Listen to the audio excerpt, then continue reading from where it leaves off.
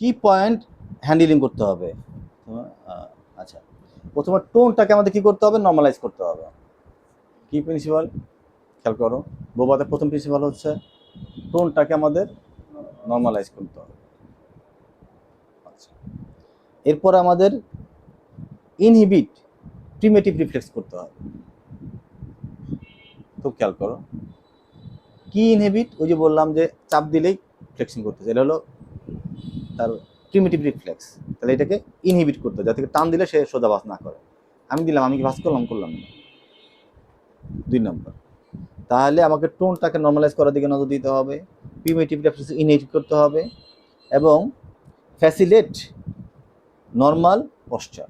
Facilitate normal posture, facilitate normal posture বলতে আমরা কি বোঝাতে চাচ্ছি? ধরো একটা রুগী, স্ট্রোক রুগী এরকম করে বসা আছে, এটা কি নর্মাল পোশ্চার? তখন আমরা কি করলাম, আমরা কাছে নিয়ে আসলাম, কাছে নিয়ে আসলে আমরা বুক ধরে পিছনে গিয়ে আমরা এটাকে টান করলাম, ওদিকে পেলভিকটা আমরা সামনে দিলাম, তাকে সিটিং, এটা নর্মাল পোস্টার এটা, ঠিক আছে? তাহলে আমরা কি করবো, ফ্যাসিলিটি, এই যে আমি এখানে চাপ দিলাম, এদিকে বুকিশ করলাম, এটা কি হলো, ফ্যাসিলিটি। তাহলে 3 নাম্বার, খেয়াল করো, এটা এই কটা কথা খুব সুন্দর করে বলে ফেলতে হবে। মুড প্রিন্সিপাল, এটা এটা হচ্ছে মুড প্রিন্সিপাল, তোমার সূত্র। প্রথমে টোনটাকে নর্মালাইজ করতে হবে, তারপর কি করতে হবে, প্রিমিটিভ রিফ্লেক্সকে কি করতে হবে, ইনহিবিট করতে হবে, এবং নর্মাল পশ্চারটা ফ্যাসিলিট করতে হবে। তারপর কি, শুড বি ডেভেলপমেন্টাল প্যাটার্ন, তোমাকে ডেভেলপমেন্টের প্যাটার্নে যেতে হবে। কি তোকে আমরা আলোচনা করছি যে তোমাকে হেড নেকের কাজ করতে হবে, তারপর সিটিং এর কাজ করতে হবে, তারপর স্টানিং কাজ করতে হবে। এই সূত্র তোমার মনে আছে কিনা? আমার কটা হলো, 4টে হয়ে গেল, তাই তো? এরপর তোমাকে কি করতে হবে, তার 4টে সূত্র, এই 4টা কথা তোমাকে একভাবে বলে ফেলতে হবে। এই 4টা কথা কি কথা, আবার টোন, প্রিমিটিভ রিফ্লেক্স, ফ্যাসিলিটেশন, আবার শুড বি ডেভেলপমেন্টাল পাথওয়ে বা ডেভেলপমেন্টাল ওয়ে। কি পয়েন্টে তোমাকে নজর রাখতে হবে, কি পয়েন্ট কোনটা, কি পয়েন্টে আমরা অত ভালো করে আমরা কি পয়েন্ট ধরে আমরা কাজ করতেছি না এখন, তবে আমরা এটুকু বুঝতেছি কি পয়েন্টগুলো জানি কিনা। কি পয়েন্ট, কি সেন্টার, কি পয়েন্ট নামগুলো বলো।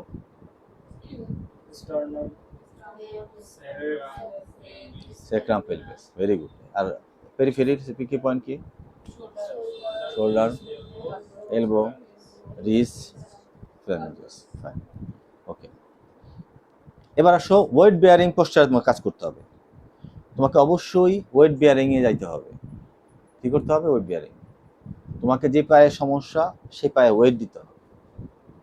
পরের প্রশ্ন, কেন তুমি ওয়েট দিবা, ভাই ওয়েটের প্রশ্ন করবো কালকে, কেন ওয়েট দিবা? হ্যাঁ, স্ট্রেন বাড়বে, তার চেয়ে বড় কথা যেটা হলো স্ট্রেন বাড়বে, তারপরে প্রোপ্রিওসেপশন, জয়েন্ট থেকে প্রোপ্রিওসেপশন তোমার ব্রেনে যাবে, যা তোমার কি করবে, তোমার ব্রেনই তো সমস্যা।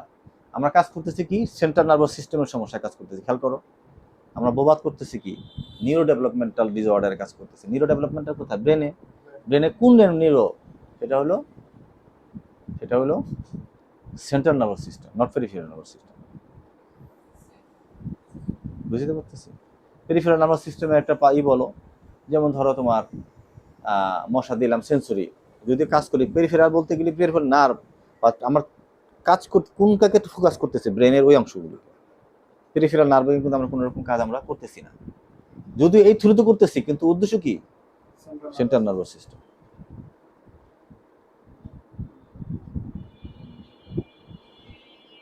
আরেকটা কথা বলতে হবে, যখনই আমরা এই মুভমেন্টগুলো করব, তখন হাতের ক্ষেত্রে আমরা লক্ষ্য রাখবো এক্সটেনশনের দিকে হাত রাখবো,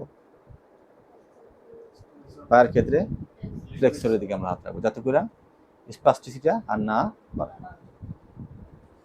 এই কথাগুলো কিভাবে এগুলি বলবো, হয়তো বলতেই পারি যে তোমার, আমি হয়তো প্রশ্ন এরকম করতে পারি যে ধরো একটা পেশেন্ট, এই ধরো একজনের বানাই দিলাম স্পাস্টিক প্যারালাইসিস, হ্যাঁ, ধরো রাইট সাইড হেমিস্ফিয়ার বললাম, আমি তোমার প্রথম বলে ফেললাম যে তুমি এই পেশেন্টটিকে তুমি তোমার মূল ট্রিটমেন্ট প্ল্যানটা বলো, তুমি কি প্রিন্সিপালের কাজ করবো।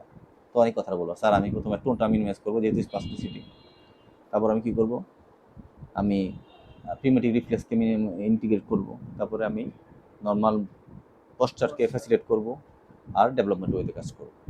মানে একটা পেশেন্ট খুব বেশি তোমার ঘাটটা সোজা করতে পারতেছে না স্ট্রোকের কারণে, এরকম শক্ত হয়ে আছে, এখন তুমি কি করবা, কোনটার কাজ আগে করবা,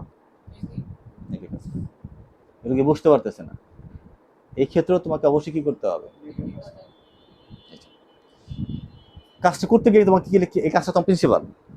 আর কি ওয়েতে করবা, কি কি পয়েন্টে কাজ করবা, কি পয়েন্ট কন্ট্রোলে কাজ করবা। নাম্বার 2, ওয়েট বিয়ারিং কাজ করবা। কেন ওয়েট বিয়ারিং, প্রোপ্রিওসেপশন কথাটা বলবো।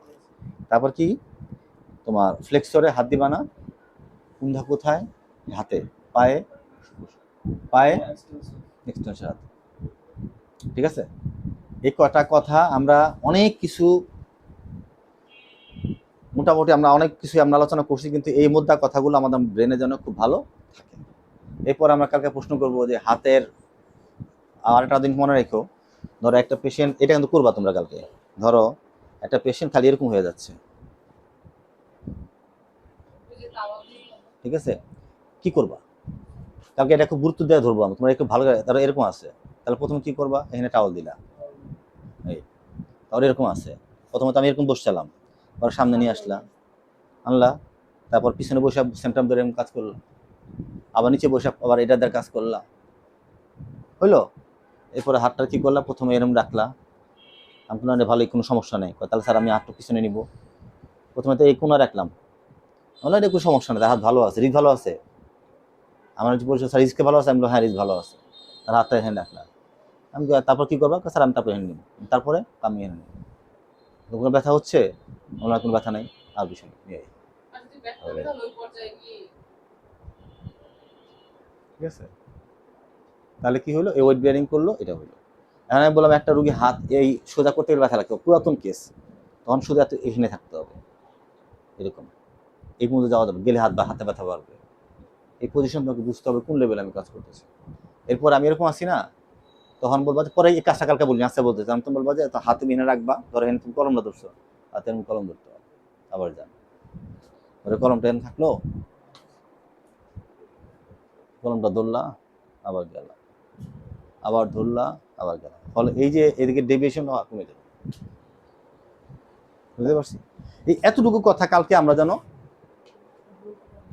বলতে পারি, আমরা যেন আমাদের এত পরিশ্রম, এই যে আমাদের বোবাত নিয়ে প্রায় মাসখানিক ধরে, 1.5 মাস ধরে আমরা পরিশ্রম করলাম, মূল উদ্দেশ্যটা কি, মূল উদ্দেশ্য হলো আমাদের স্ট্রোক পেশেন্টদের এই 8টা পয়েন্ট আমরা অ্যাপ্লাই করবো, এই আমাদের সাকসেস। আর সিপি বাচ্চাদের এই কয়টা আমরা অ্যাপ্লাই করবো।